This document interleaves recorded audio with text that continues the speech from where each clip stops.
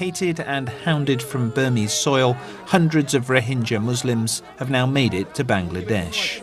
They're bringing with them horror stories of how an army crackdown on militants became a relentless assault on Rohingya communities.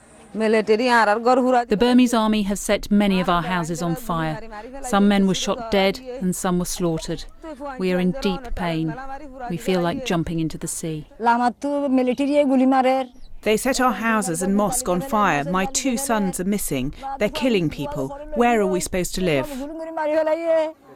These Rohingya won't be missed. Though many families have been in Myanmar, also known as Burma, for generations, most people see them as illegal immigrants who belong in Bangladesh. The Burmese army doesn't want us to see what it's up to in northern Rakhine State, so it's keeping journalists and international aid workers out. But that's not stopped grim accounts emerging almost every day of abuses being committed against Rohingya civilians.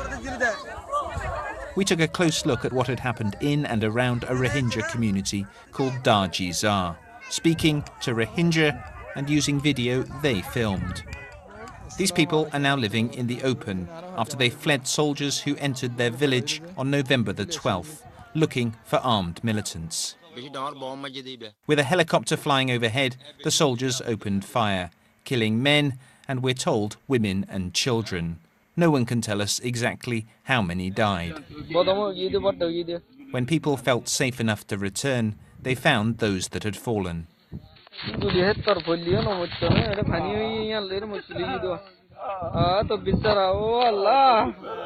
A day later, these charred remains were discovered. We simply don't know how they died. The official version of events here is that soldiers shot dead 25 Rohingya attackers who approached them waving sticks and knives. Campaigners from Human Rights Watch have analysed satellite images of Darjizar and say in the week that followed, 265 houses were destroyed. The government say the Rohingya are setting fire to their own homes. It's all so different from a year ago, when hopes were high and Nobel Peace Prize winner Aung San Suu Kyi had just won a historic election. But Miss Suu Kyi's power comes not from principles, but partnership with the army.